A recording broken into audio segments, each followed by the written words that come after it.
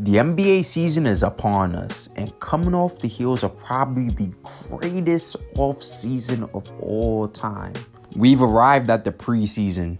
And first off, we have Draymond Green, who was told off rip by reporters that people worry about him because of his antics. And with Draymond's response, I will admit I was unfamiliar with his game because the gaslighting is ridiculous. Dude talking about, I'm a successful black man in America doing incredibly well. Man, run for president. I'd vote for you. I mean, we're cooked regardless. This man is really a politician. Obviously, they met in the context in the NBA of you living your second life as a WWE wrestler. And what are the reporters talking about them being worried for Draymond? What they should be worried for is the next roster of victims Draymond has lined up for the season. Next up, we have Ja Morant. And look, I'm just happy to see him back. His play style is so exciting to watch. I know he's had some antics in the past, but they're in the past. You live and you learn. And like I said in the D-Rose retirement video, I just wish he stayed one more season. Just for this. But it is what it is. But it's just great to see Ja Morant back. Same goes for Lonzo Ball. With all those knee injuries that was going on, I thought he might never come back. And just like he said he would, he rebounded.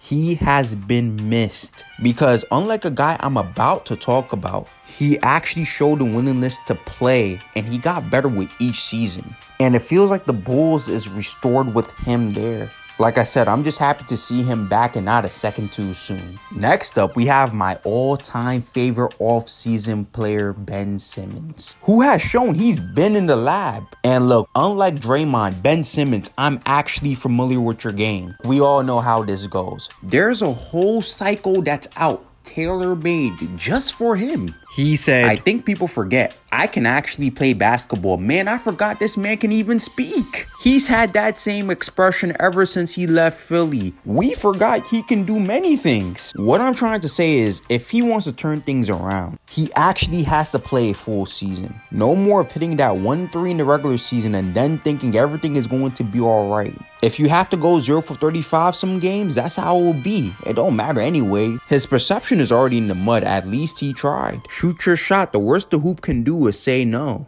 Next up, we have Joel Embiid, who said he will probably never play back-to-backs for the rest of his career. And this had fans heated, especially the old heads. He has truly mastered the art of load management. He's not going to be playing back-to-back games in the regular season, but he'll sure be facing back-to-back eliminations in the playoffs. If he wants to do that, fine, that's his business. But he must know them championship aspirations are cut. It's over with. Regular season games matter in conditioning one for the playoffs. Without those games, you are more likely to get injured. Especially with Embiid's history, that's not a good sign. And when you add his teammate Paul George, it's over with.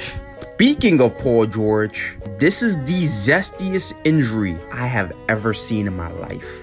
And I'm not going to blame him either. I'm blaming the cameraman. They're some freaks. Any other angle in the world you could have got and you chose this one. You're caught in 4K.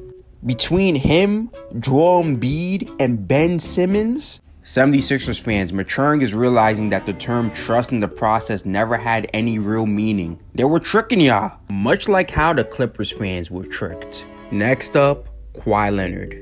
This man gave up everything for that ring in Toronto. If Joel Embiid has mastered load management, then this is clearly the final boss. He didn't go to France because he wanted to prepare for the regular season. And now that we've arrived in the regular season, this happens. I'm not gonna lie, I just consider retirement at this point. When LeBron and Bronny touched the floor in the preseason for the first time, I questioned why are they not doing this in the regular season? That would have made for a bigger moment. But after seeing Bronny's performance in the first few games, I understand why now. Oh boy.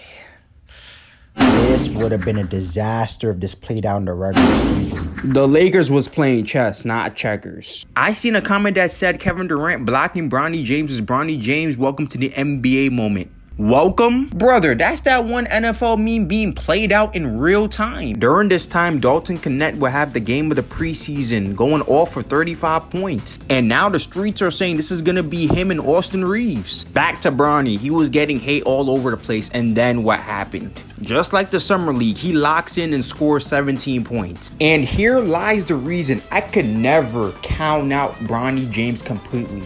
Because he has something nobody in the world other than Bryce will ever have. And that's the Legends. By the way, one last thing. I know you guys have seen Yuki Kawamura on the Grizzlies. He just might be him. Have you been seeing what he's been doing at just 5'8" against these skyscrapers?